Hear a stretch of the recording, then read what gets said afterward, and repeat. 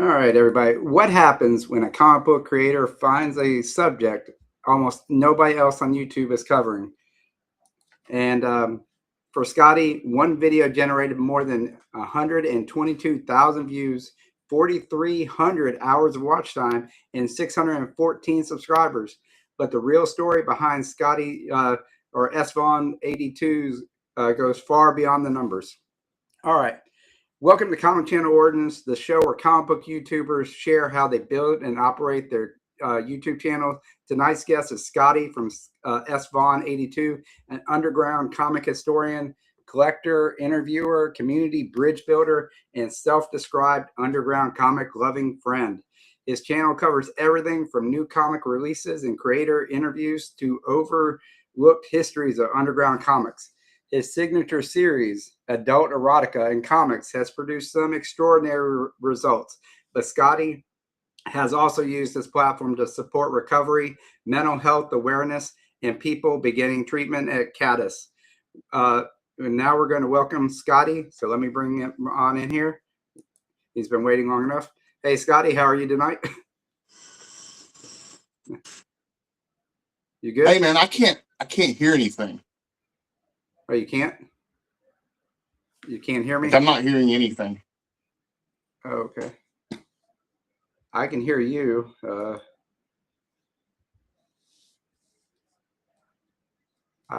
You can't hear me at all? I can't hear anything. I could hear you until you went live. Okay. Let me see. Is that any better? Check and see if there's something on my end. I could hear until... No, honestly, man, I have no idea. I could hear you until you went live, and now I can't hear a thing.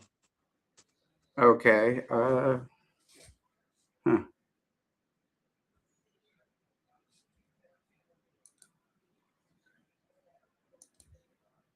Can you hear me now? Hey, Vogs. What's up, y'all? I don't even know. I don't know if y'all can hear me or not. What's going on, everybody? You. Technical difficulties.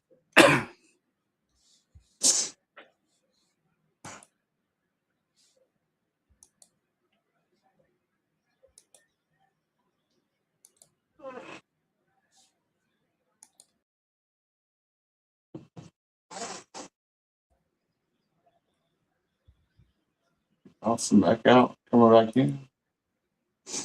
Hold on.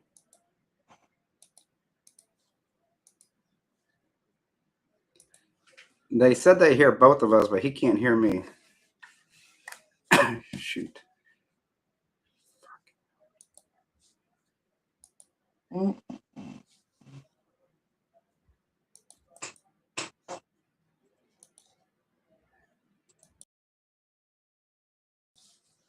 We'll get it figured out.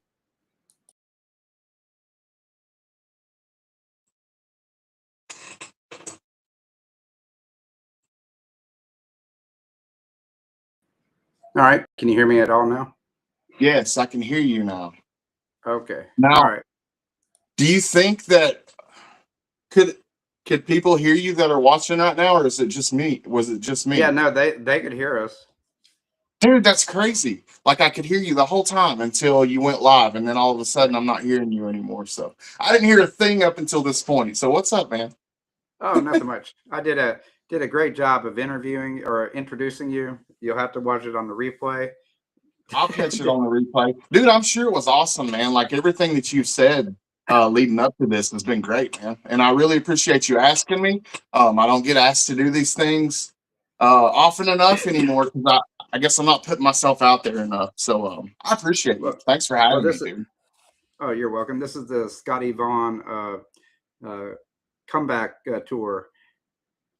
Yeah, it is. It is. It's been right. It's been a long time coming, man. I've been looking forward to it. I've been still trying to figure out some things, but I'm doing it regardless. We're gonna go ahead and do it, and I've got a video in the chamber. We'll talk more about it, man. We'll talk more about it. Well, real quick, let's say hello to the chat. They've been here patiently. Porch. We got Vogs Thanks, man. saying hello. We got Barbarian Bob. Kung Fu. And he's saying that he could hear both of us. So we just couldn't hear each other. Or Scotty couldn't hear me, so it's kind of hard to do an interview show if you can't hear the questions.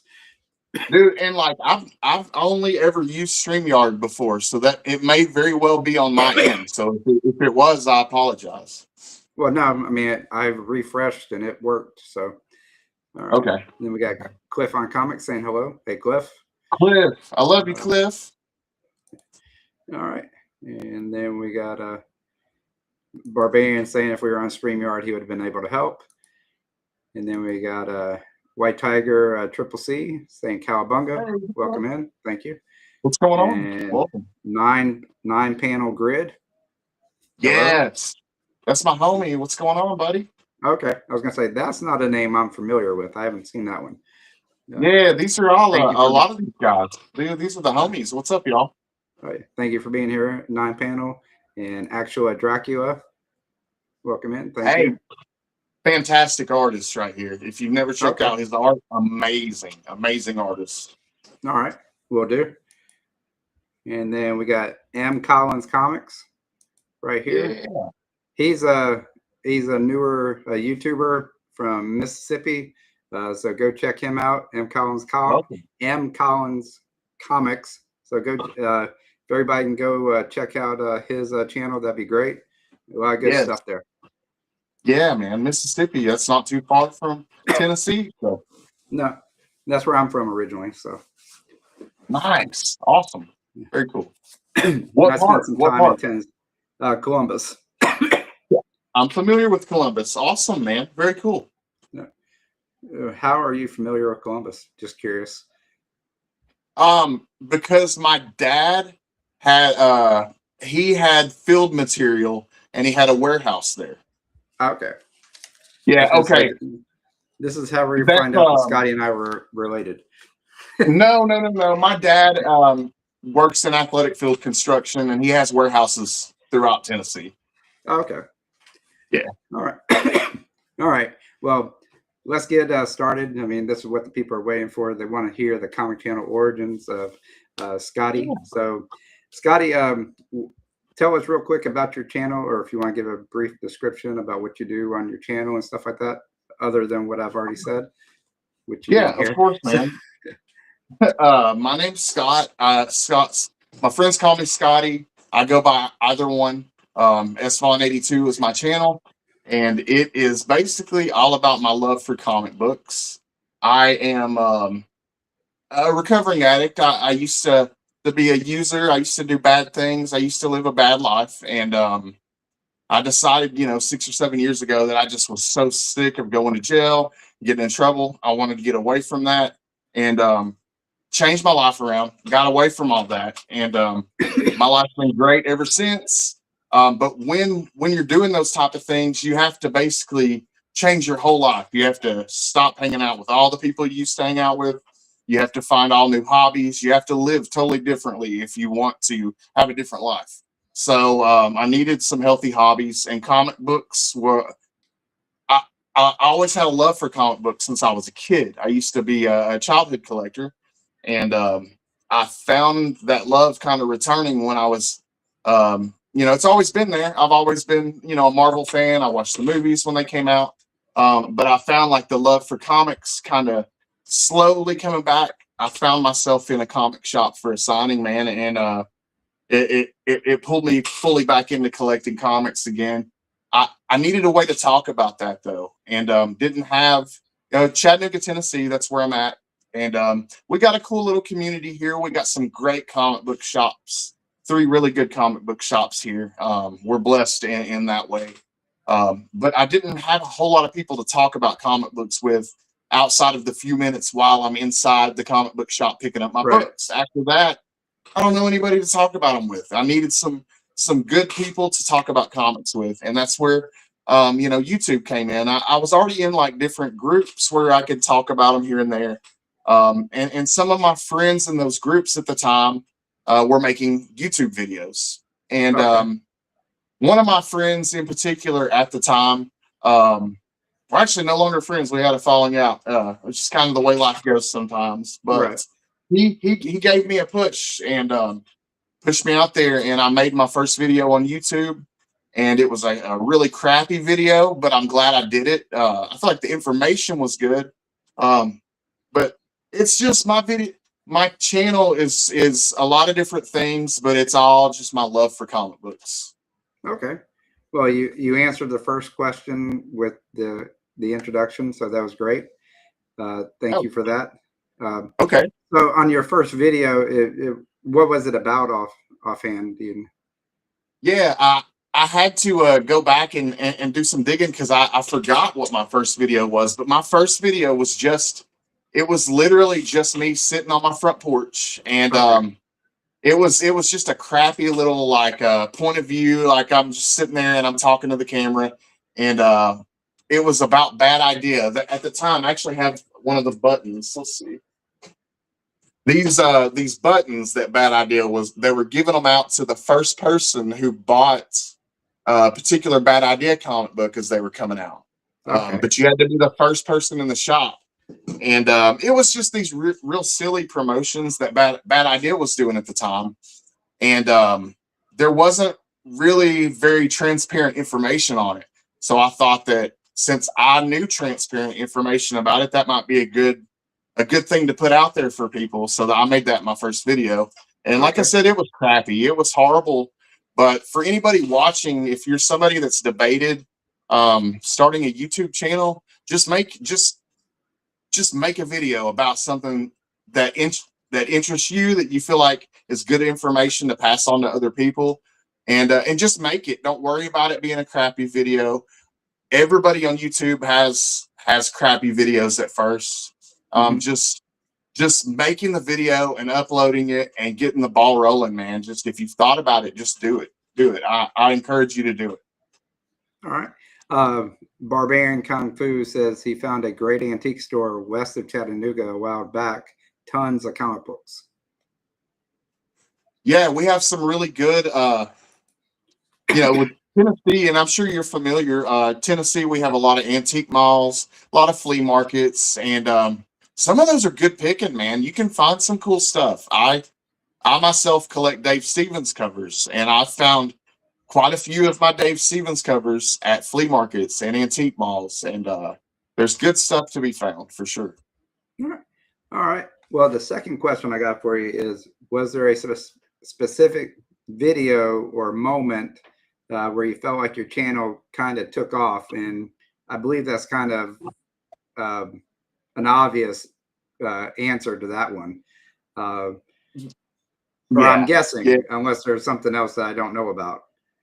No, man, if you go back, and I did this preparing for this live stream, if you go to my channel and you go back and start at the very beginning and you look at all the videos, I had a few videos that hit like 1,000 here and there. But it was when I started doing a particular type of video that it was like lightning struck. And I didn't realize it for a long time. But I'm really into underground comics. I'm into a lot of different kinds of comics. I love horror. I love all kinds of indie books, but I'm really into underground comics. I have a passion for underground comics and the creators behind them. And shit, where was I going? Remind me, because I forget. About what video might have. Yes. Okay. All right. I'm sorry. Channel. That's one thing about me too. I go blank. I have to make notes for myself because I'll just go blank. But anyways. Okay. I have a passion for those type of books and the creators behind them. And so I wanted to talk about that. And I wanted to talk about one particular creator by the name of Larry Wells. He created. Do you want me to bring up the PowerPoint or the? Sure, man. Yeah, if you want to. Yeah, if you want to bring it up on the screen there. I made a video about Larry Wells and Cherry Pop-Tart. And now this is not the one that he's showing on screen right now. It was an earlier version of this one. And it got about 50,000 views over a couple of months' time. And so I'm going through, I'm making other videos. like, okay, I make that video and then I start making other videos. Like I don't know why with the success of that one, it never occurred to me to continue with those types of videos. But I go back to making just other sporadic videos. At the time, I'm doing a live stream similar to this one that I'm on with you right now. I'm doing a weekly live stream and I'm interviewing different people. And I had Chris from Comic Tropes, really big YouTube channel. I'm sure all you guys are familiar. Comic Tropes. I had him as a guest and I was honored to do so. And he took the time, just outstanding individual, man, just super kind guy. But he took the time backstage to really talk to me and sort of mentor me and help me out with the channel. He told me he was going to take a look at my channel and see if he could give me any advice on getting monetized, helping me out with the hours that I needed and things like that. And he looked at it and kind of got back at me. He got back at me a couple days later and he's like, you know, one thing I noticed is when you do this one particular type of video, it does really, really well. And you're seeing, well, it was like, well, he's like, when you do that type of video, excuse me, you do it really, really well. So I ended up doing I wasn't happy with that Cherry Pop-Tart video, the first one that I had done. So I redid that one. And when I redid it, it did even better. It's this one he's showing on the screen right now. It ended up doing like 100,000 within 6 months. And then it's slowly still going. I think 122 is where it's at now. And it's still slowly growing, but it was just like, I mean, lightning in a bottle. So I continue to make videos like that. I made another video about, this time it was Omaha the Cat Dancer and the creators behind it, amazing creators. And then it did pretty well. It didn't do 100,000, of course, but it did, I can't remember, 5 or 6,000, something, or maybe 10,000. And then I did another one. It did, you know, in the thousands and so on and so on and so on. But the Cherry Pop-Tart video by itself got me way more than enough watch time. Like it still gets me more watch time in a month than I would need. Like if I needed to completely start over, it would almost get me enough in some months to do it again. That video has made me so much money. And the cool thing about that is I've had the pleasure of meeting Larry Wells a couple different times, and I've got to show him the video. I got to talk to him about it. I got to reimburse the money that I've made off of that video. I turned around and bought stuff from his booth with the money. So I feel like I'm putting back into the creator what I get paid from YouTube. Dude, it was awesome, man. That video made my YouTube channel, and it's done a lot of beautiful things for me in my life as well. And I'm really, really glad that Chris took the time to sit down and look at the first version of that and give me the advice that I needed to continue, because I don't know that I would have thought about it on my own, honestly. I don't know why it didn't occur to me on my own, but it kind of took a second person's eyes, I guess, to be like, you know, you're doing this well, you should try and do this again, try it again, or continue to do this. And it worked. It worked really well. It has gotten me in trouble. It's been a double-edged sword as well, because the same thing that brought me a lot of success in terms of views also got me a strike, and it got me in trouble with YouTube. So it's been a double-edged sword. Okay, is this one of the ones that you're supposed to remove or something?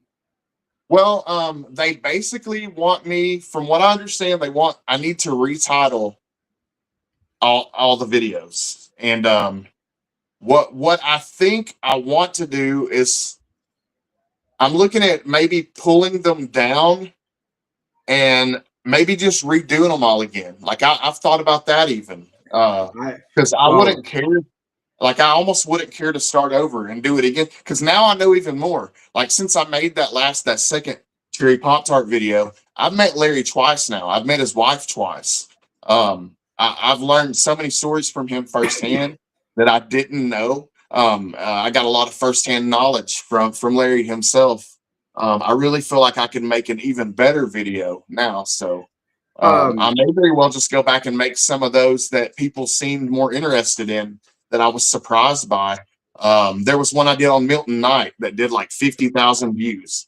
That video really surprised me. That one, Bizarre Sex. I never expected that Dennis Kitchen would demand that view. I suspect it has something to do with the Bizarre Sex title. Maybe. But you know, I never would have expected that one to do 52,000. But just these videos were so much fun for me to make, man. They really are. And the creators behind them are really interesting people. I got to actually, the slide you're showing on the screen right there, the life and troubles of Mario Gully. He is, to me, a very gifted, fantastic artist. He drew Ant for Image. He worked with Eric Larson a lot. Came up with that character in prison. Has a fantastic, intriguing story. I did a video about his life. And one of the biggest honors I had from doing my YouTube channel, Mario himself actually saw the video, commented on it, and then I sent him, he sent me a message telling me how much he liked the video and thanking me for doing it, which is like the highest honor. I was just so honored at that point. But he's like, do you want an interview? And that actually led to me doing an interview with Mario later. So I have on my channel, from that video, I got an interview with him, and he sent me a piece of original art. So I also have original art from like one of the most talented people in the world, man, that really should be a lot bigger than he is. It's unfortunate, you know, a lot of the stuff he did to himself, but just so talented, man, so talented. You were talking about removing some of these videos and starting over. You're not talking about actually deleting them from your channel, are you? Yeah. Do you have a membership set up? I would just make them members only, because especially with the upcoming changes to YouTube's partner program. They're going, I mean, as of February 1st is doubling up to 8,000 watch hours in a 365-day period. So if you make these just members only videos or something like that, you won't actually lose the watch time from them. Yeah.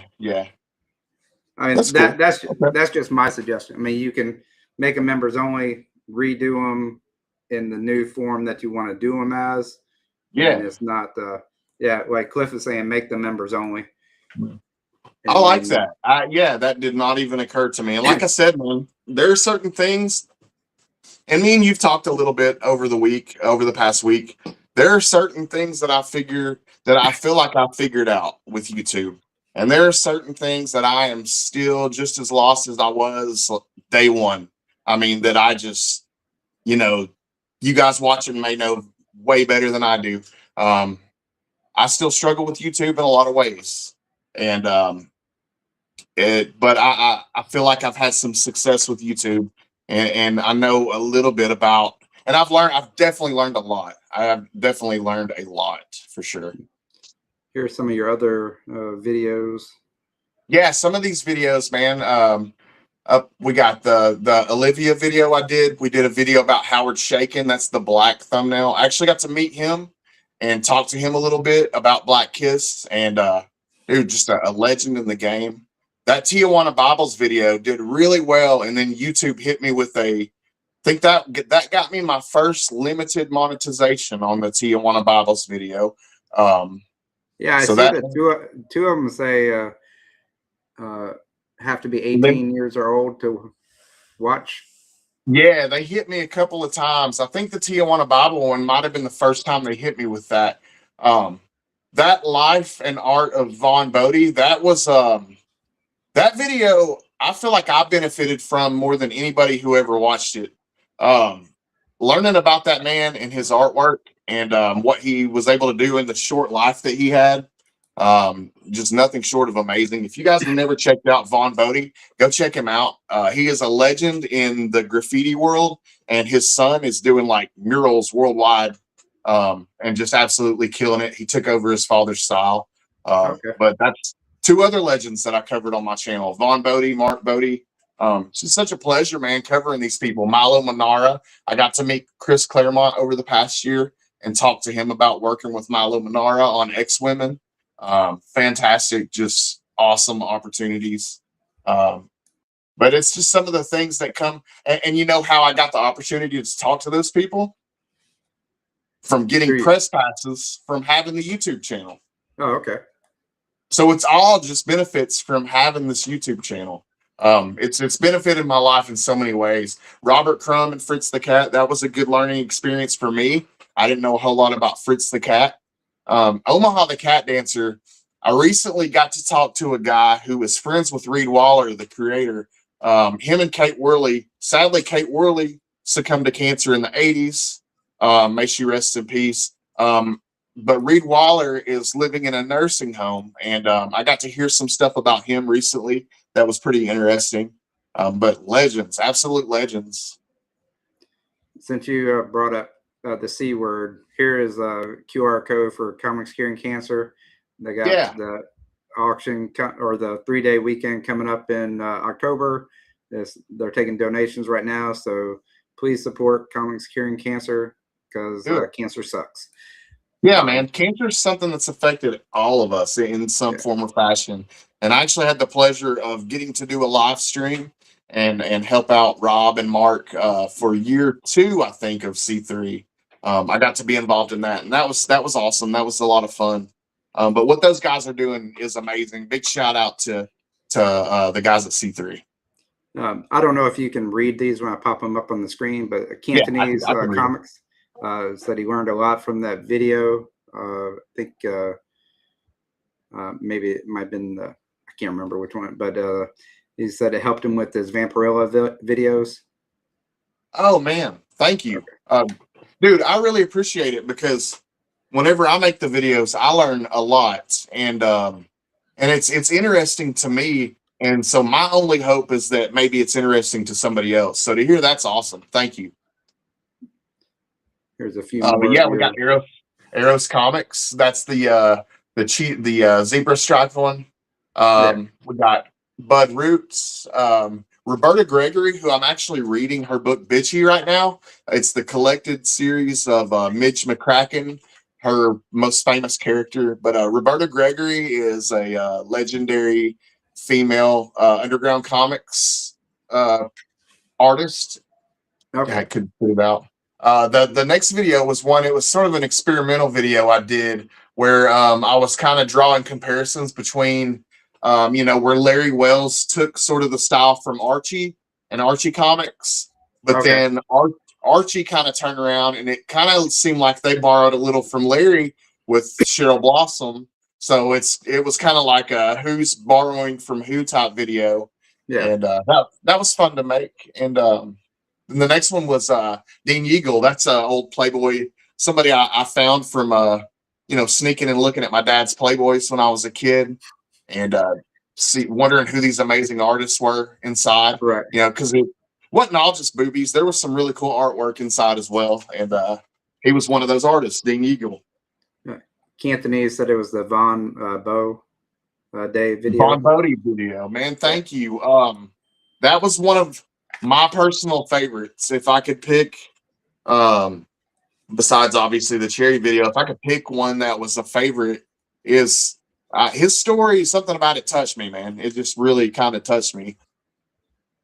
Then Barbarian asked, have you done a London Nights video? No, I have not done a London Nights video. I need to get with you. You need to tell me more about this London Nights you speak of. No, because I'm sure I am familiar. I'm drawing a blank right this second, though. But the Milton Knight video on the screen, that really surprised me how popular he was as a cartoonist with people.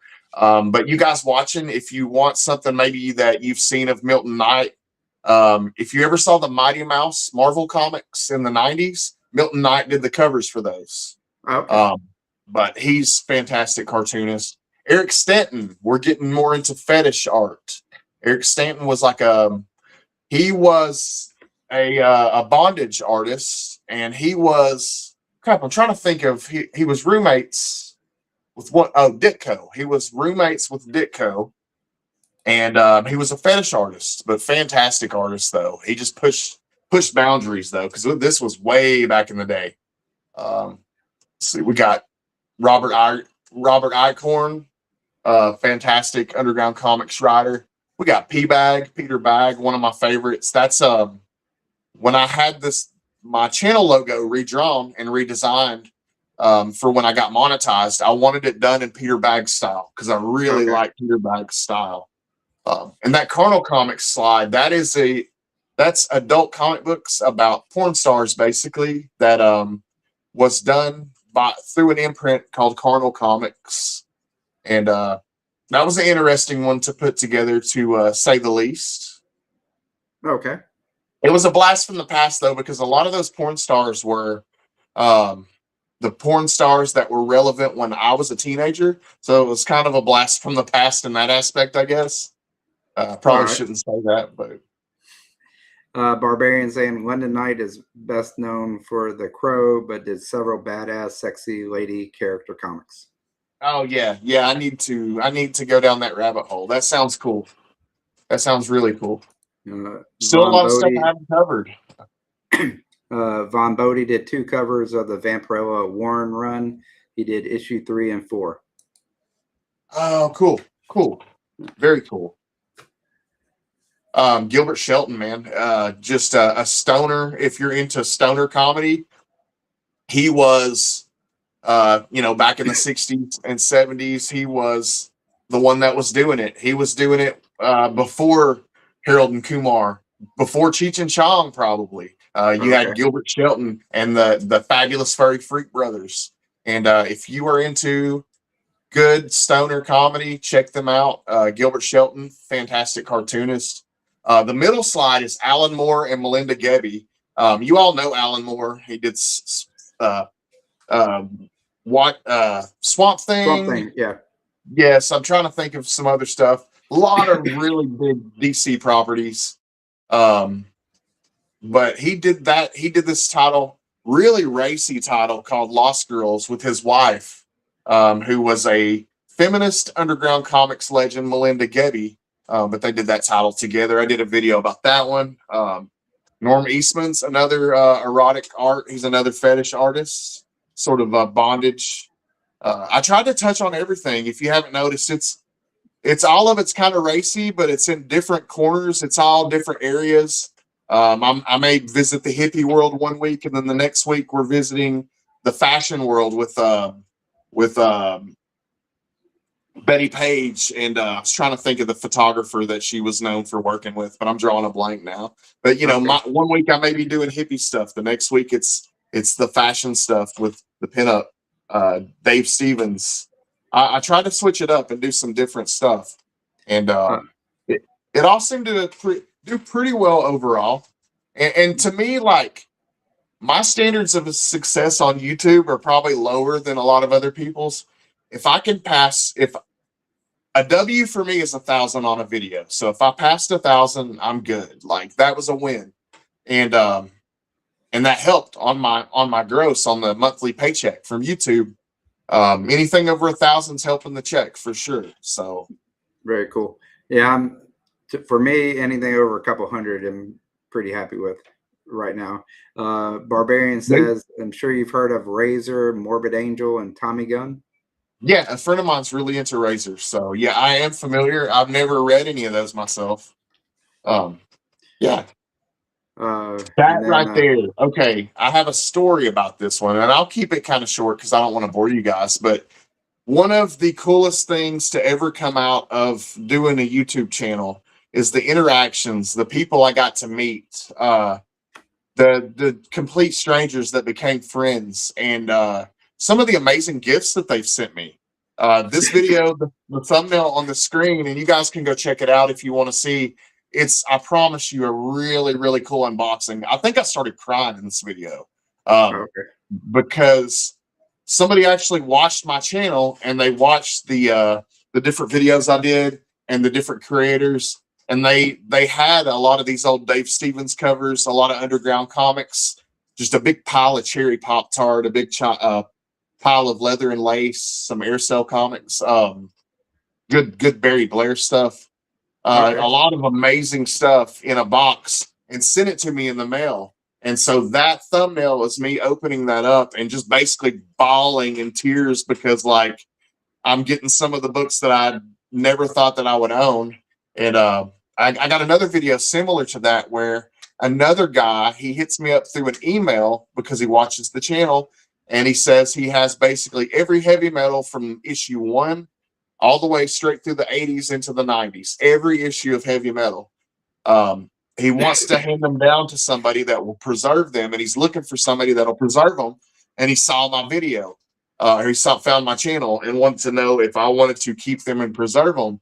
So he sends me in 3 different shipments every issue of Heavy Metal Magazine from 1977 straight through the early 90s. 3 different shipments, and I bag and board them all in a couple of different videos on the channel as well. But dude, man, some of the gifts I've got have blown my mind. Some of the friendships I've made, some of the fantastic advice that I've gotten priceless advice from people like Comic Tropes, Legion of Comics, Mark, Chris the Comic Vet, another very knowledgeable YouTuber. So many people have helped me just with different things. I'm trying to think. Travis, Comics with Bueller. Travis Bueller, he has always been sort of a mentor to me. I've had the pleasure of meeting him in person several times. He let me do a video on the Bueller bus. I think I was the first person besides him to ever get to film on the Bueller bus. And it's because he's such a cool guy and he wanted to help me. And yeah, dude, Travis, he's been a blessing. And every time he comes through Chattanooga, we had lunch. We had some calzones last time he came through and dug through some bins and had a good time. And man, it's been a blast meeting these different people too. And if you guys see me, if I go to a convention, if I'm in a comic shop, I'm always wearing my trademark Lookouts hat. I love the Chattanooga Lookouts. I love my home city. So if you see somebody wearing this hat with glasses, it's probably me. Please come up and say hi. I'm always looking to meet new people, and especially new people that share the love of comic books. Dave is asking, what did you use to pull all the information together for your videos? I believe that's what you're asking here, Dave. Yeah, okay. I'll tell you, basically what I did is I would go to Wikipedia first. And from Wikipedia, I would branch off to different connections from there. Or I would just look it up through independent sources. I would look it up, like if I have my own books. A lot of times, like Robert Crumb, I have tons of Robert Crumb. I've got tons of Robert Crumb books here at my house. I got Vaughn Bodie here at the house. I have, Gilbert Shelton, Fabulous Furry Freak Brothers. I have Massimo Mattioli here at the house. Like, I have all these books. So I research firsthand from the literature, and I try to do as much firsthand from the person's mouth as possible. If I can talk to the real person, I try to get from the real person. If not, I get straight from their material and then from the internet. And but anywhere and everywhere, basically. Dave, he's talking about, I guess he's talking about the presentation. Dave, hey, I saw that the Joe Jesco comment. Hold up, yeah, I got something for you.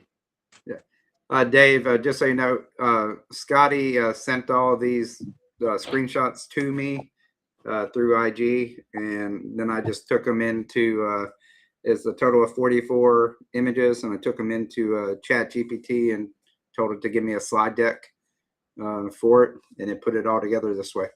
So, all right.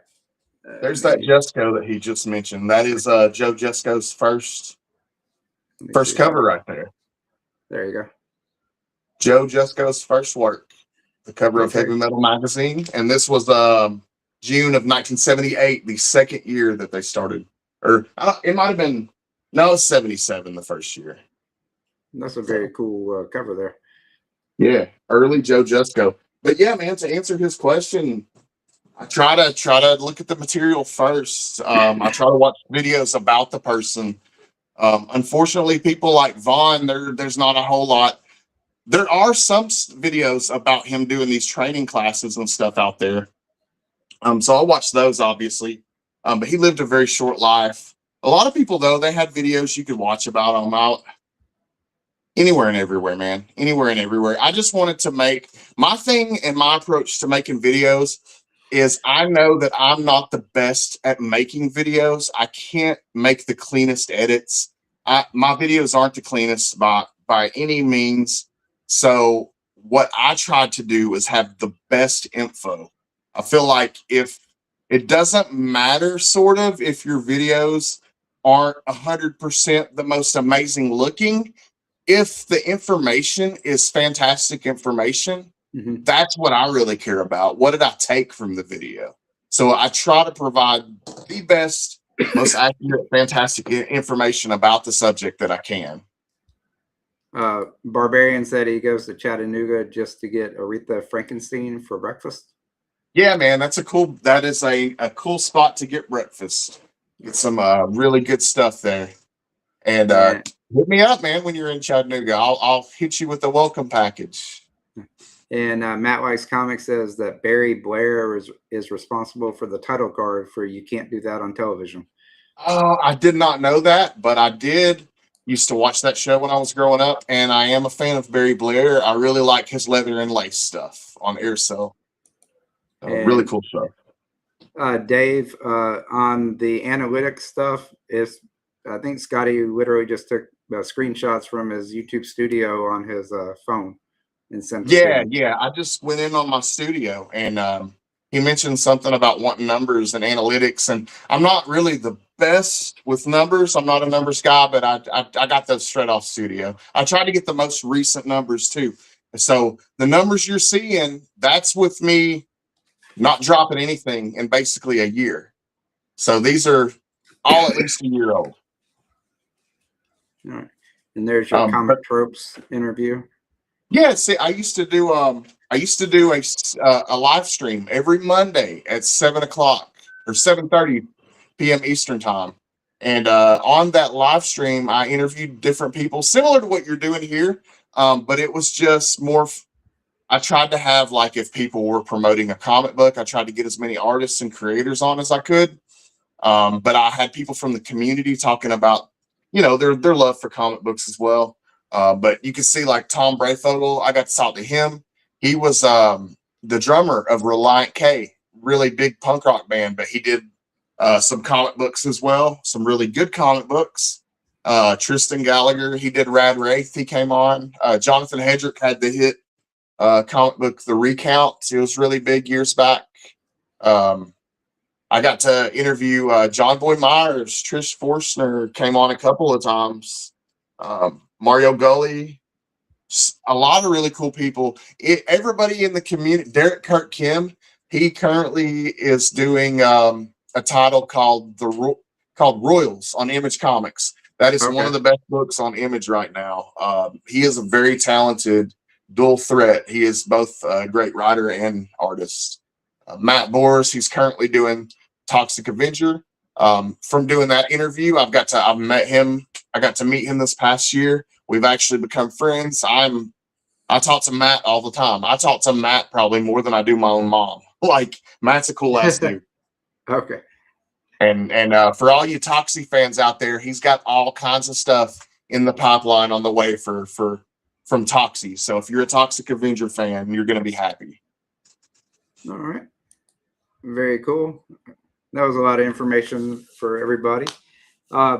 So with all that we just covered, what would you say that your niche is in the comic book community, and has it changed a little bit over time, or do you think it might evolve, or are you going to pretty much stay with what you know so far? I think my niche is the dirty stuff. I think my niche is I'm the Playboy. My channel is the Playboy magazine, hidden in Dad's bathroom at work that you sneak and grab. You have to sneak and grab. Like, I'm that Playboy that's hidden under your uncle's bed that you sneak. That's my channel. Okay. I think people, I'm nostalgic for stuff like that, and I hope that that's That seems to be what people want from me. I just need to figure out a way to balance that with YouTube standards. That can be a problem. And but I think that's my niche, is kind of doing the more adult underground side of comic books. Okay. I've lived a crazy life, and I don't know if you know this, but cartoonists are generally very weird or crazy people. Cartoonists are not normal people normally. They're very wacky, crazy people. And I can relate to that a lot. So I guess that's why I like it so much. Okay. So we've already, or you're the, okay, this is you. You're the underground comics expert. And so it's like he is on with Vampirella. Yeah. Thank you. I appreciate that. That means a lot. And what's your tagline? The underground comic friend or something? Isn't that what you said? Now? What is your tagline or for your channel? Underground comic friend or something like that? Yeah. Your underground comic friend. That way, if you don't know anything about underground comics and you know me, you have a friend in underground comics. I'm everybody's friend, man. I'm cool with anybody that wants to be my friend. We're friends. Hit me up. I think we've already covered what content performs the best on your channel. Yeah. And I didn't choose that, man. Like I threw 1,000 different things at the wall. You can look at my channel. I attempted everything. That's just what stuck. That's what stuck for me. How do the live streams do for you when you do them? Very hit or miss. I would have times where I felt like it was going very, very well and I was building something really good. I would have 20 to 30 people watching at any given time, and I would feel great about it. Then I would have another week where I had 2 people in the chat the whole time and just absolute crickets. And it didn't matter the guest. It seemed to depend on, I guess, the week. But I had varying success with the live stream. I think it's good for anybody that wants to do a YouTube channel. I think it's very beneficial. I think it gets you experience interviewing people and talking on camera more and being more on the spot with things. It's very beneficial. It helps with watch time. After you're monetized, you get those super chats. It helps with the money. There's a lot of benefits to doing it. I don't know where I was going with that, but anyways. So, I mean, we understand what content performs the best on your channel. Yeah. And pretty much, I mean, you like to talk about it. And from what we've seen from the numbers that we've shown in the slideshow there, or the presentation, the algorithm pretty much likes it also. Or you could substitute the term algorithm for the audience. Your audience likes it also. So even YouTube tries to hide it. They try to bury it. People still find it. It still has a way of crawling out of that pit and crawling up out of that hole. It always it's crawling out of the underground. Yeah, and they're crawling straight out of the underground. Recently, I was telling you backstage, I recently had a video just out of the blue start taking off. Just, I don't know, Alan Moore and Melinda Gebby, the video about the Lost Girls. Just all of a sudden, I'm getting comments and stuff on that one out of the blue. And the Olivia video, it's starting to get attention and traction. And which kind of shows me, maybe videos like that are evergreen videos. And that's what you want. You want, if you want to be a long-term YouTube creator, and this is one of the things that I've learned, try to make some good evergreen content that can be watched today and can be watched a year from now, and is every bit as beneficial a year from now as it was today. Don't make dated content. You can make dated content, your FOC stuff, your comic calls, things like that. You can do that, and people like it. I like watching it. But try to do some evergreen content, things, just good information that people may not know, that's interesting and that's still going to be relevant 10 years from now, you know, if possible. If possible. That's hard, you know, it's hard, Right. but that's something I've tried to do with a lot of those videos. And I feel like that Larry Wells video, that's a video you'll be able to watch today, or you can watch it 2 years from now. You're still going to get some good info from that. You're still going to learn about Larry, and still take something from it, hopefully. Mhm. I mean, that's one of the ideas that is the genesis of why I created this particular live stream show. Was I was trying to think of a live stream show that could still have evergreen content to it, and talking to other YouTubers about how they run and operate their channel is kind of an evergreen subject, because I want to know how you do things so I can do things better. And I'm sure there are people watching in the chat that it's the same thing for them. So Yeah. Can I share another thing that I learned about YouTube as well with you? sure, I mean, that's the whole point of it. Yeah, this is another surefire thing. And, you know, I've learned a lot more of what not to do than what to do. Well, But this is something that I did learn for fact. Doing YouTube Shorts. YouTube Shorts, if you do them consistently every day, it does grow your subscribers. Yes, it will inflate your subscribers. Those subscribers are not watching your regular content, though. Those right. subscribers do not cross over to your overall YouTube success.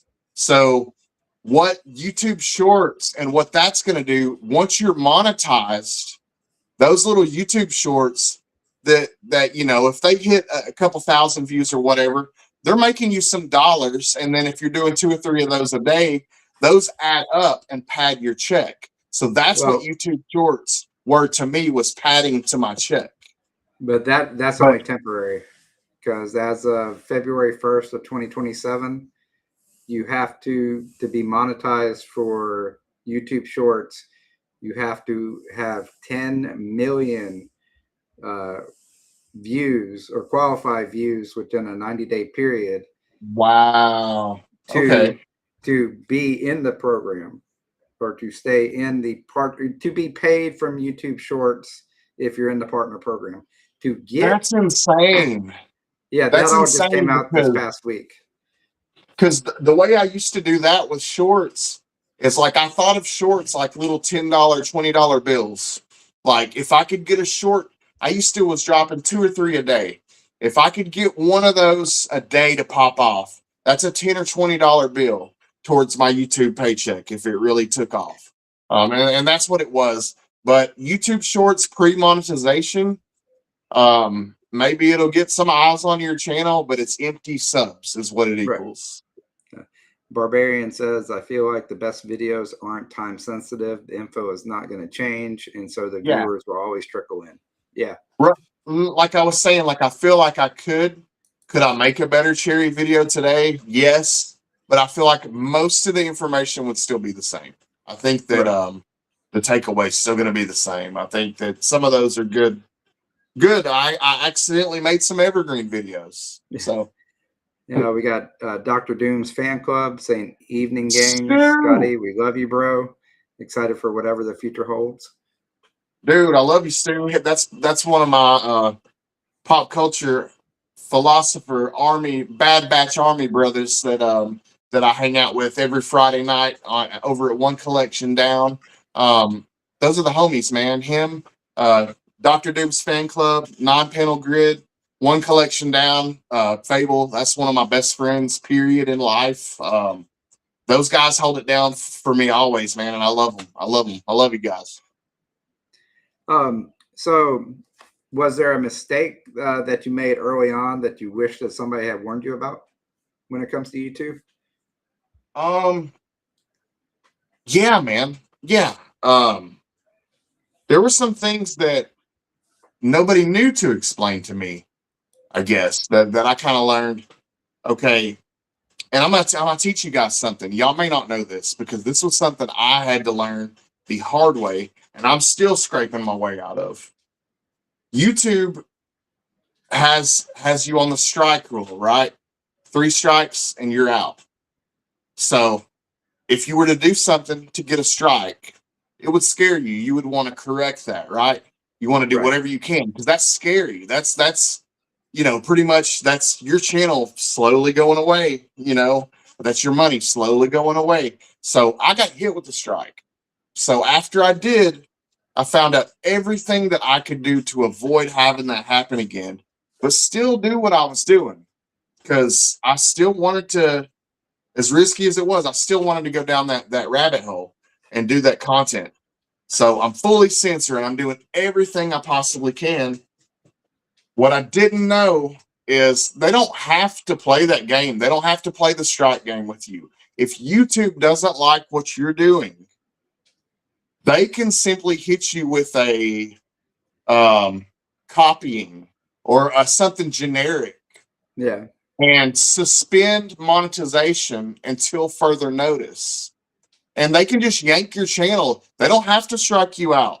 If they don't like what you're doing, they can just hit you with just a weird like Inauthentic contact or something like that, and make you have to. And they basically put you in a place where you're fighting AI bots for your YouTube livelihood, and you can't. With the YouTube bots, you're going in circles. It's like you work for an AI bot. You can't ever really get an answer from a real person. But be careful, guys. It's not a strike system. It's not 3 strikes, you're out. If they don't like what you're doing, they can 1 strike, you're out you. So be really careful. I probably made up a word there, but they can just 1 strike and you're out you. Like just it's not 3 strikes. If they really don't like what you're doing, they can completely just pull you. And that happened with me. And they hit me with just it was a generic charge that I could completely prove otherwise. But it was a way to just get me out. I was sort of a flea and they were tired of that itch. So they wanted, you know, that was the way that they could handle it. Yeah, I know. To go along with that, I mean, we've had some other people that we know that have lost their channel, and one of the things they said is that they didn't have their videos. Like once they uploaded their videos, they deleted their videos, and so they didn't have any copies of anything. So try to make sure you have a copy of your videos if you're gonna make them, or when you upload them, still try to keep a copy somewhere. And I want to thank Garth Wong for a $2 super chat. Thank you very much. Here is your thank you.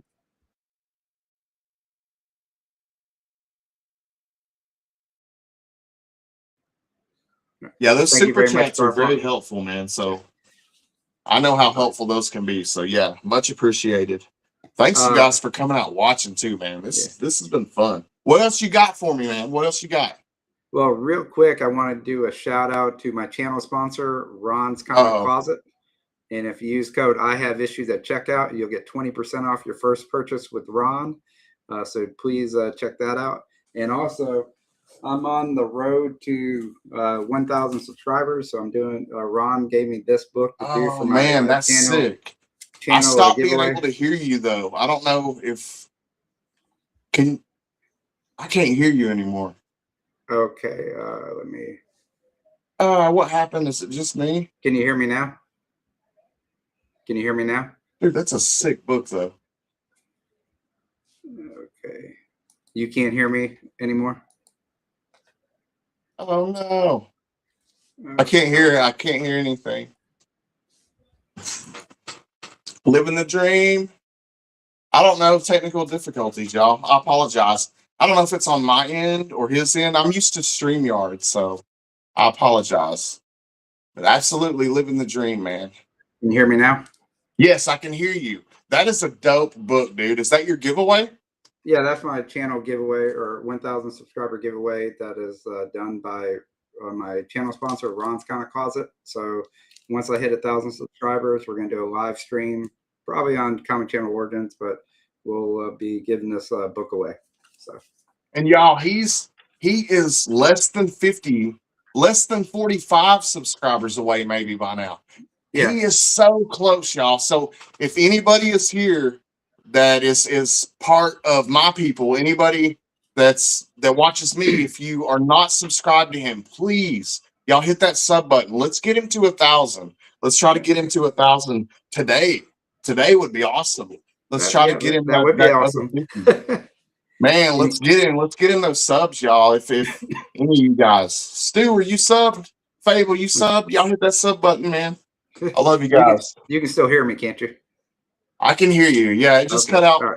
I don't know if it was my fault or not. I apologize. No, it's probably something over here, but we're good. Next question I got for you is on the planning and processing of your video. So what goes, I mean, you talked about it a little bit earlier when Dave was asking a question about coming up with some of the ideas. You said you go to Wikipedia and other stuff. Is that how you do most of your videos, or do you come up with your titles first or your thumbnails, or do you just make the video and then figure it out from there? I usually have a list. I'll keep a list of different creators and writers, artists, people that I want to cover and do a video on, or even a book, even just a specific book title.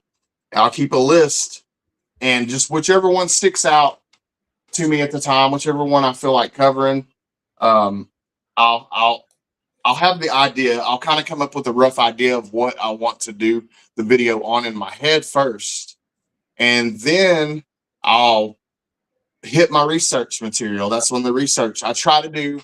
Really, I pride myself on good research, and so I try to dig into everything. I'll hit Wikipedia and I'll look at all the different links from Wikipedia.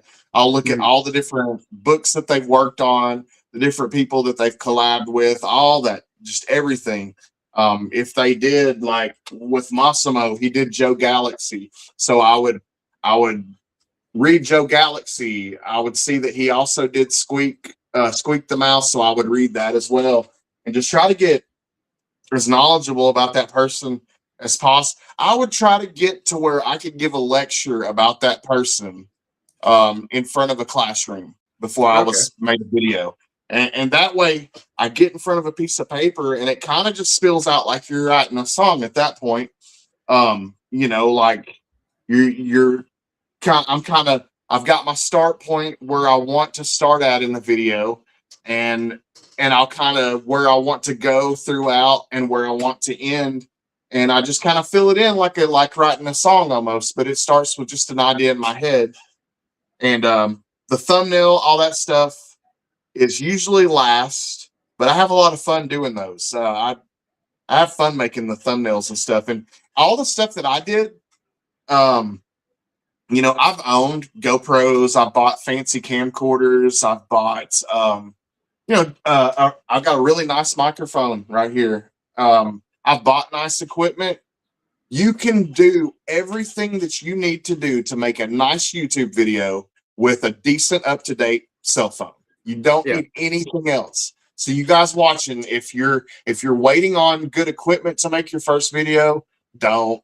You don't need it. I actually prefer using the stuff on the phone over all the stuff that I bought in addition to the phone later on, thinking it was going to be better. I actually still use the cell phone. Prefer that over the laptop, the microphone, the headset.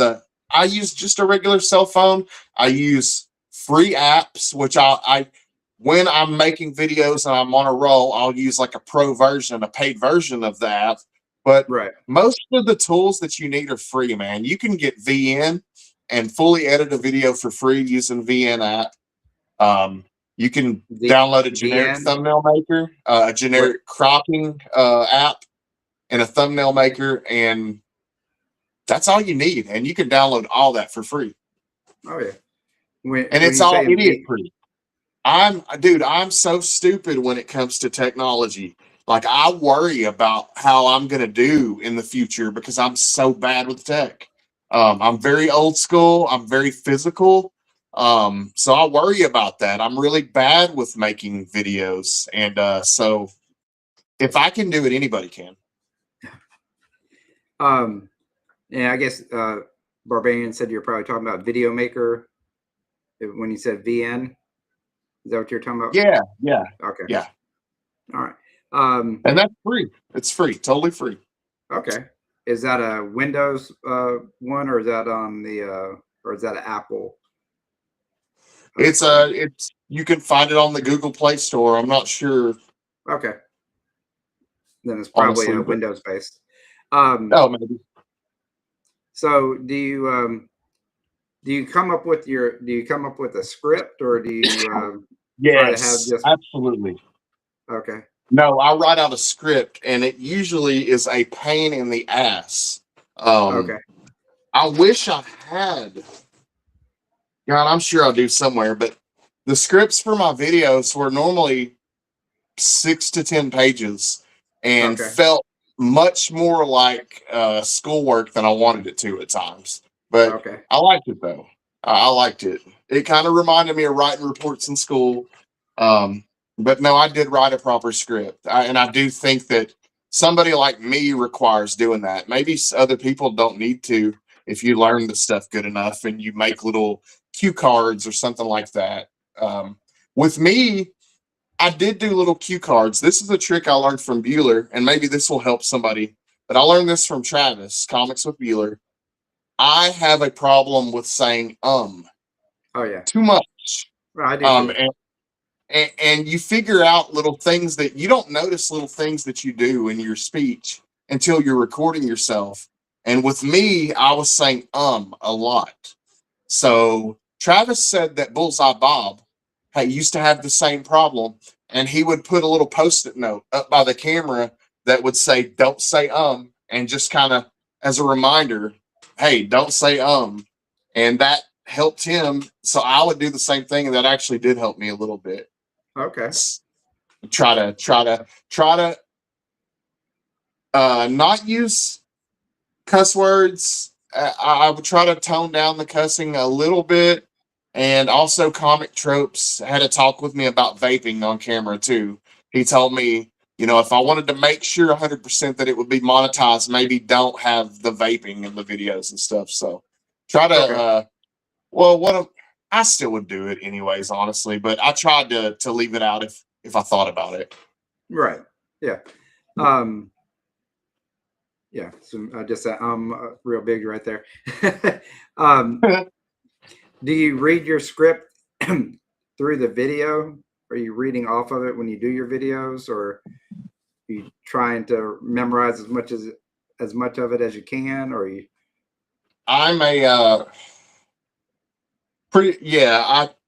what I'll do is, and I don't have a very good memory. So what I will do is I'll do it in chunks. Okay.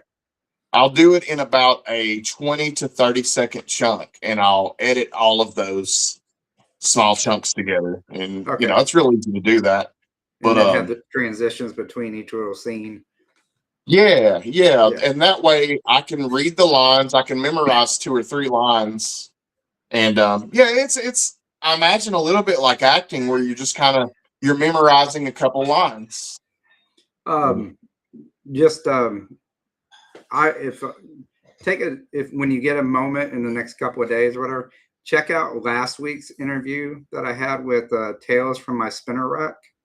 I don't know if you know Okay. who Gary is, but Tales from Yeah, My Spinner dude. Rack. Yeah, cool dude. And he does those video essays, which is kind of like what a lot of your ones are, especially when you've done the research.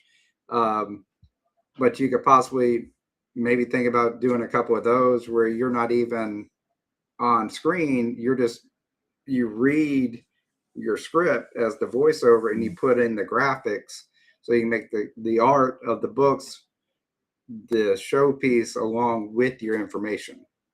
I really like that because, honestly, that is something that I struggle with. I honestly don't like being on camera. I like talking about the books that I love, and I realize that being on camera is the only way I can do that at times. I genuinely don't understand why people enjoy recording themselves. I don't understand. Um, I don't know. There's something absurd about it when I record myself watching it. I don't know. There's something about it. To the point where I've even thought about replacing myself with like a puppet or something like that. Just to where I didn't have to be on camera anymore. Right. So that would be a cool alternative. I just don't like being on camera myself. I mean, you could try, excuse me, you could try a video or two that way and just test it out, see how it works. And if it does work, you got something new. And if it doesn't, you know it already works for you. So you can just keep going with that way. And the cool thing about that is you're getting to spotlight the art. Like, and that's what it's all about is the artwork. Like, I don't want people to look at me. I want them to pay attention to, what I'm talking about. So that sounds cool.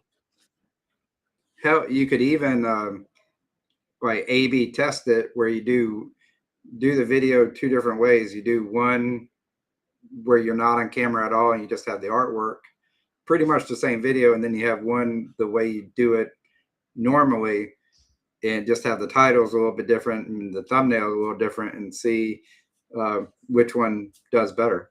Yeah. Kind of A/B test the video concepts. Yeah, man, that would be awesome. And I've tried so many things with my channel. It's just been a big experiment. And part of it was proving to my son. I have a son that's 17 years old, and it's hard to believe that I have a son that's that old. But super proud of him, man. Great kid. But part of it was proving to him that it could be done.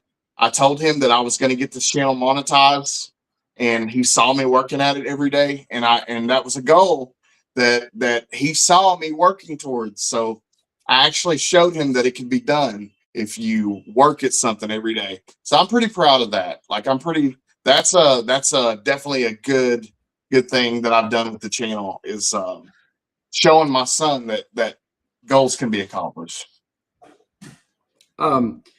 Excuse me.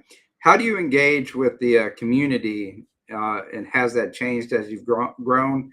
Do you have a membership, or is it mostly that you communicate with people through Instagram, outside of YouTube, or just? Yeah, dude. The membership is currently on hiatus because when you get suspended, that gets suspended as well. But saying that, I think we're like 30 members strong, and when I tell you, like, the support that they show me, man, it's incredible. Like, and some of it's expected. Some of it, Stu, Fable, Chris the Comic Vet, people like that. Some of it, those are my friends. I kind of expect that they would support me, and I would support them back. And I try to the best way that I can. But what really blew me away and surprised me were like the total strangers that I met. There was a lady by the name of Lauren Sims. She became a channel member and became a weekly engager in the comments. Somebody that she would share about her college experiences with whatever I was talking about that week. And so I learned about this woman's life, and I became interested in her in return, like, as far as like just a friend, being a cool, like, friend of the channel.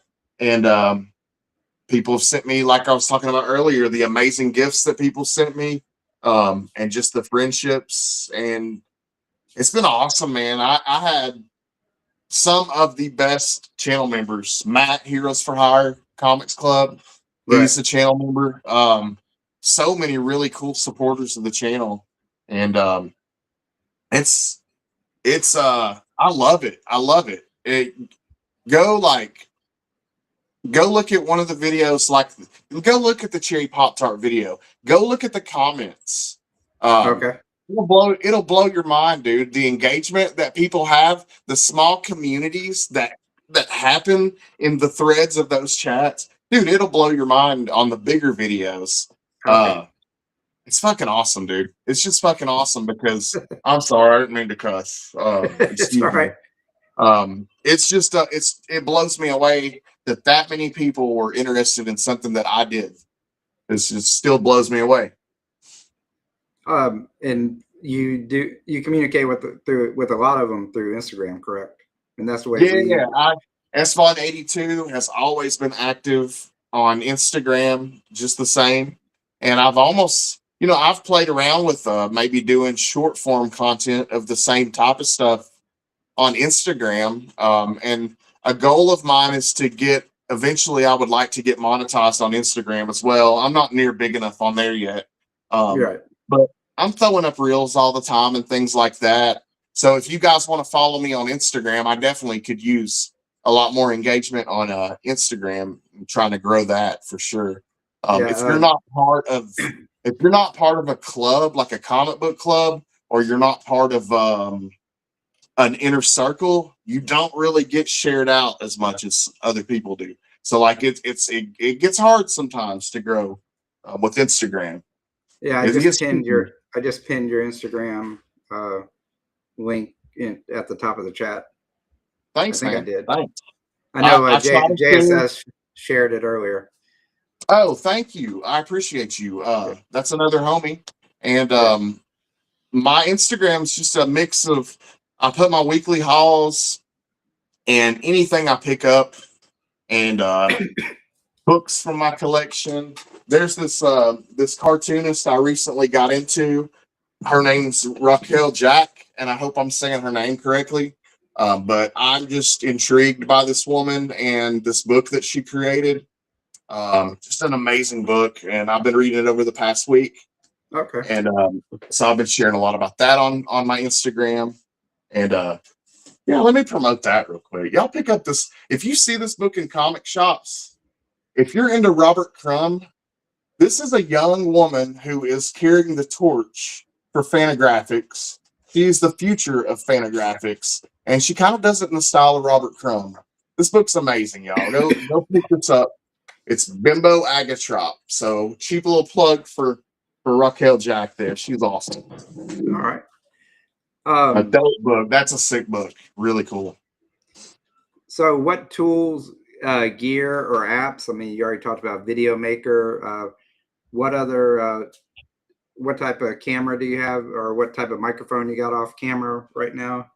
Or what is this? I went to my local guitar store, and I asked them I told them I wanted to do a podcast, and I asked him to hook me up with a good podcasting mic kit, and he had a kit for $150. I'm trying to look and see what brand it is, but it's actually been a really good.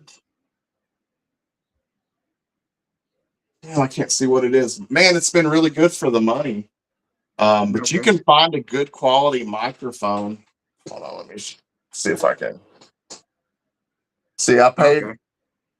It's got a nice little swing bar and everything. I think I paid $150 for that, and but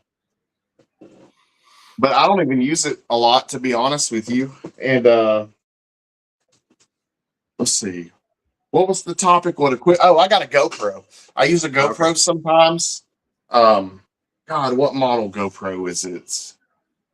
Cicada Sonic said that book sounds pretty cool. Oh man, it's so cool. It's just all about her life, and from childhood in this messed up family that she grew up in, to her teenage years, getting into the Flaming Lips and going to psychedelic concerts. She talks about getting herpes in the book. She talks about way more than she should in the book. But like I said, cartoonists are weird people, and I love them, and I love her for sharing that. But I got off topic again. Equipment. We were talking about equipment. Let's see. That GoPro I use when I go to cons. I get a privilege of doing the channel. I get press passes. I recently went to Farley Con, a local con here in Chattanooga, and I have a chest strap, like a chest harness. And I wear my little GoPro strapped on my chest. Usually I can do that and get away with it. This year, they had they were enforcing a lot more rules with the filming, so kind of had to watch it a little bit with that. But I use a GoPro a lot, and other than that, I use a Samsung Galaxy. It's a newer Samsung Galaxy, but I do everything that I need to do on that, to be honest with you, and prefer to do it that way. Yeah. On your lighting, do you have like 2 different lights, or is it one light, or? Yeah, no, I got and I can actually show you guys. I got just different ring lights. There's one over there in that corner, and see, there's one in the window corner over there, and then I got one over here. And then I've got other like ring lights that aren't stationary that I can set up. I've got a desk. Okay, here, I'll show you. Sort of, let's see. Got my little, try to get in the view there. Got my laptop, and then I got my swing bar mic here. So I got, and this is all just a desk area I got set up here. So I got a little, excuse me. I got a little podcast area set up right here. Okay.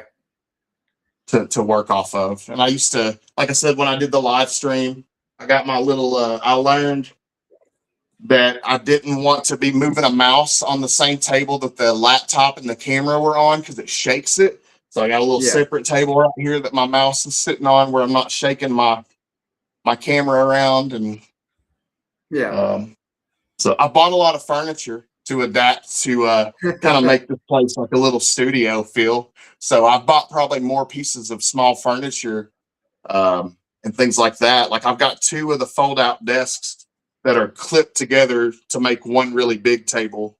Okay. And it's a cool little setup, man.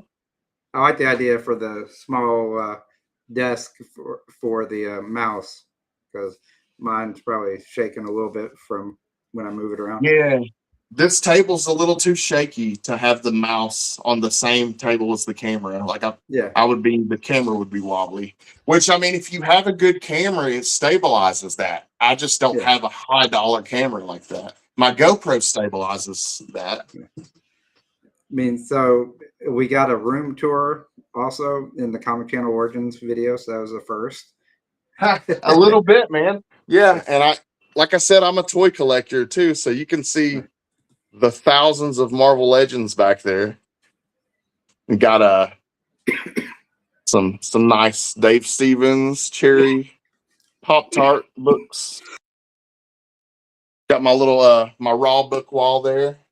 I got slabs over here on this wall, but I'm not like Rob and Mark and those guys. I only have probably about 10 slabs. I don't have enough to ever appear on Only Slabs. So I wish I did, man. Maybe one day.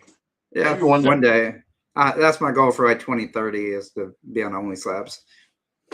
I've never been on Only Slabs either, and it's not because I didn't want to be. I would love to be. That would be awesome. I've just never had. I think Rob told me one time it's a minimum of 25, but I feel like I would want to have like 50 minimum because I would want to pick my best 25. I wouldn't want to go on there with just 25 and have the bare minimum. So. Cicada asks, Scotty, do you know anyone on YouTube and underground comics from the 70s that have a pretty sweet stack of stuff I've been trying to find the right person for? You were one of the people that I was talking about earlier. I have people that hit me up like that from time to time in my email. I have been given a whole collection of heavy metal magazines that I've preserved and I keep here. I've also been given a collection of underground comics, Cherry Pop-Tart, leather and lace and things like that. If you want my email, I will give you my email. It's Vaughn, VAUGHN, Scott, SCOTT, 1035 at gmail.com. And just send me an email. My email is also attached to my YouTube, I believe. Send me an email and I'll pay for shipping or whatever if you're looking for somebody to preserve those. And I'll make cool videos. The thing about it is whenever people give me stuff, I'll make videos about preserving them and I show them off and everything too. So you'll have them all preserved in a video if that's like something that you think would be cool. But dude, yeah, what's up? That's awesome. Another good way to communicate with Scotty would be through his Instagram. Yes, I'm very active on Instagram, so you can send me a message on there. It's the same name as on here, and I'm pretty active on there. So, all right. Last question I got for you is: what advice would you give to someone that's wanting to start a comic book YouTube channel today?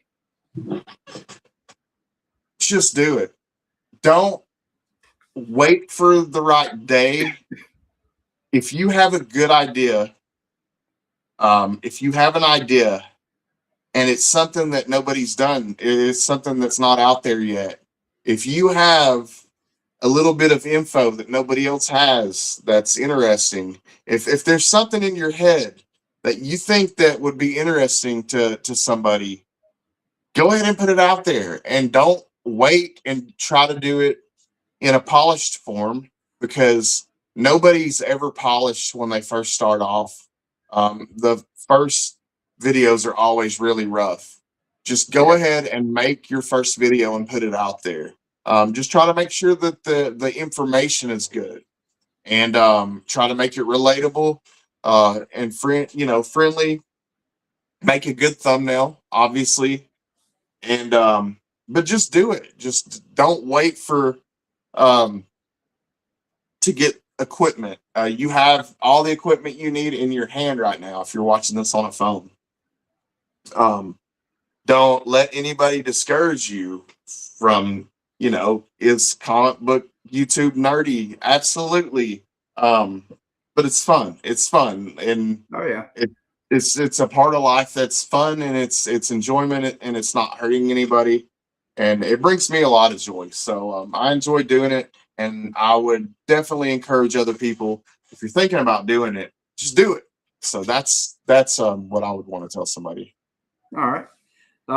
It's that time of the show where I've started this, where I'm giving the guest the opportunity to ask me a question.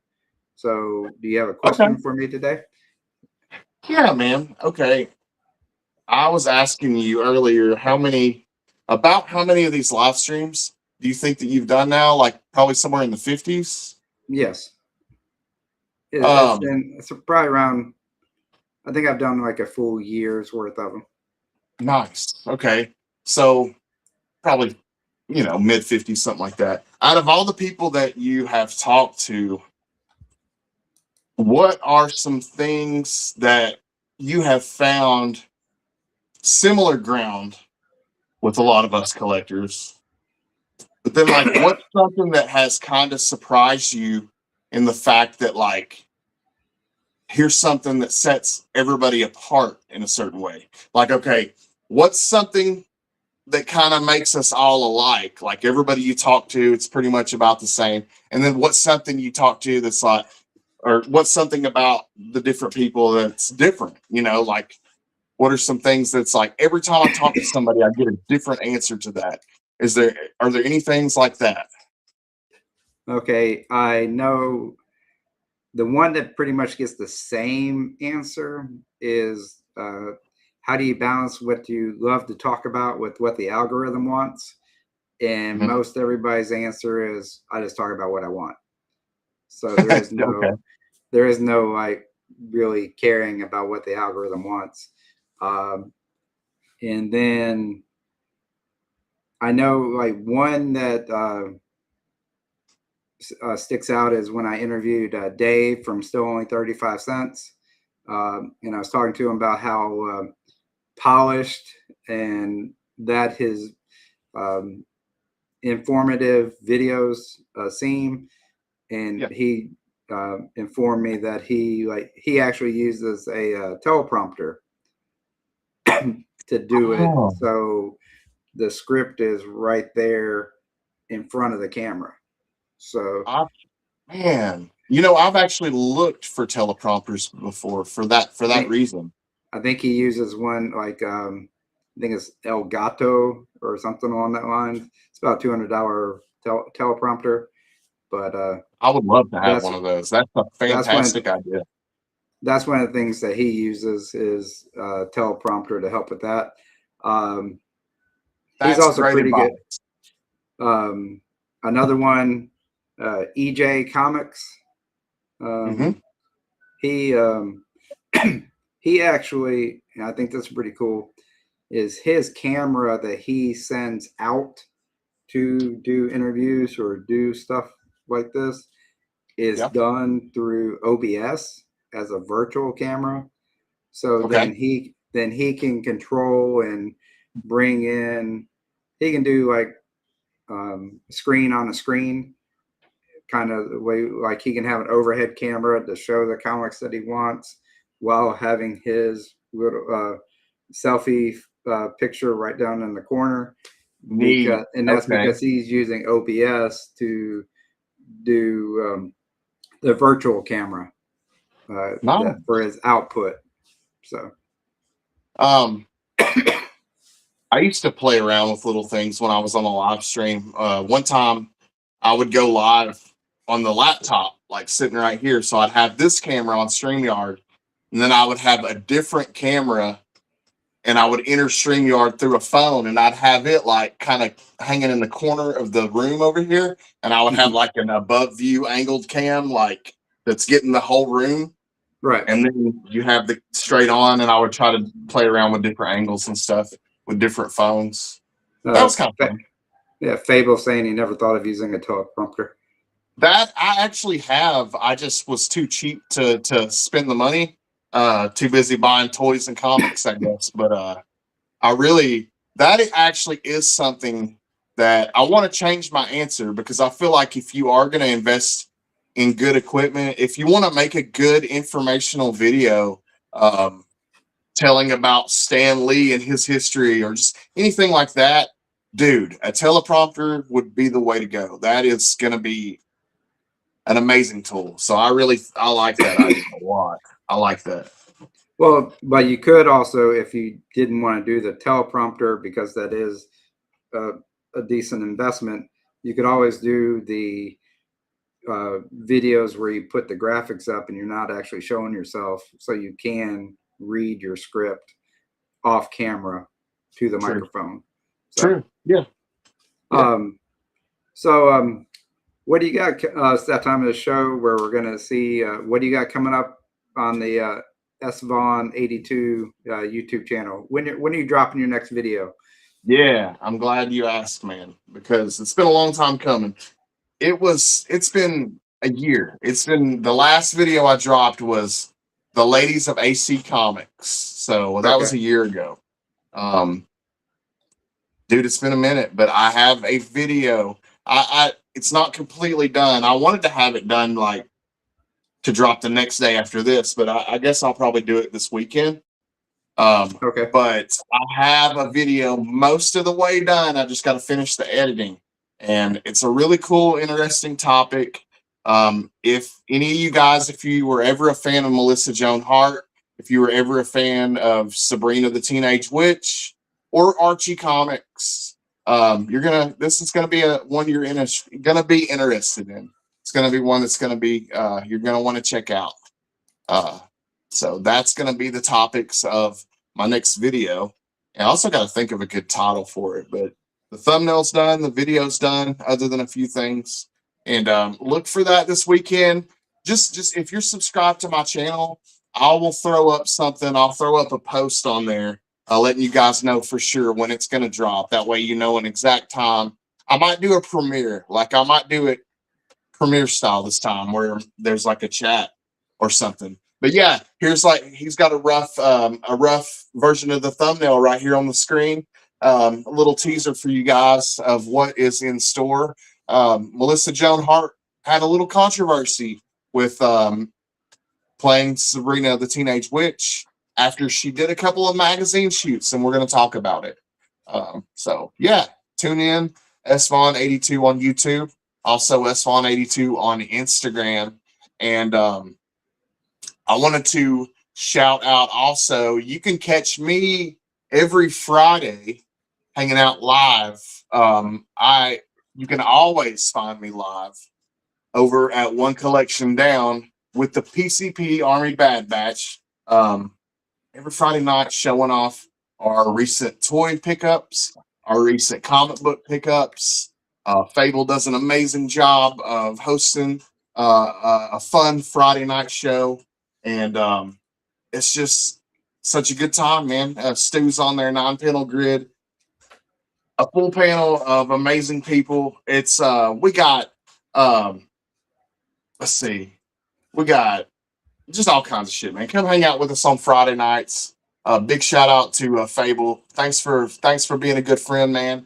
And he's one of the best friends that I've made in this community. Good dude. He's had my back since like 200 subscribers. So big shout out to that guy. And you know, there's a few things that have really made it worth it. And, you know, being friends with people like that, man, that's a gift, dude. It's awesome. It's really cool. All right. Well, I got coming up on my channel is next Sunday. I am interviewing Mr. McGroovy on Comic Channel Origins. So he will be my guest next Sunday. So I'm looking forward to that. That'll be good. Believe he's from Scotland. So that'll be pretty cool. Dude, he's going to sound way cooler than me. Damn it. All right. And also, just remember, channel subscriber giveaway, 1,000 subscriber giveaway. There's going to be this Deadpool #1 from my channel sponsor, Ron's Comic Closet. So please sub up. Getting close. That's awesome. What a giveaway, y'all. Seriously, if you aren't entered in on this, get in on it, man. That's a kick-ass book. Dude, and congratulations. This guy said he already had the freaking time, y'all. To me, like the watch time was by far the hard part. The subscribers, that was not as hard. So when you told me you already had the watch time, I'm like, dude, the dude's already got the hard part done. Like the subscriber count, that's gonna happen. That's just gonna happen. It's a matter of time. Thank you. Oh yeah, and also next Saturday on Only Slabs, JSS Brooklyn is going to be the guest. So go check that out. He's going to have a lot of good stuff coming out on Only Slabs there. So check that one out. That's a good show, man. Rob's a good dude. Everything that he does at C3. You know, I've got to hang out with him a few times, or I've met him a few times, I should say. I've got to hang out with Chris the Comic Vet and chat with him a few times. And he's the co-host. Cool dudes, man. And like I said, C3 does a lot for the American Cancer Society. God bless them for doing it, man, because that's something that's affected everybody. Oh yeah. All right. Well, thank you, everybody. Scotty, thank you again for being my guest tonight. Dude, thank you for being here. Thank you, everybody in the chat, for hanging out with us and listening to Scotty's Comic Channel Origins. And I hope all of your issues are comics. And we'll see you out in the next one. Bye, everybody.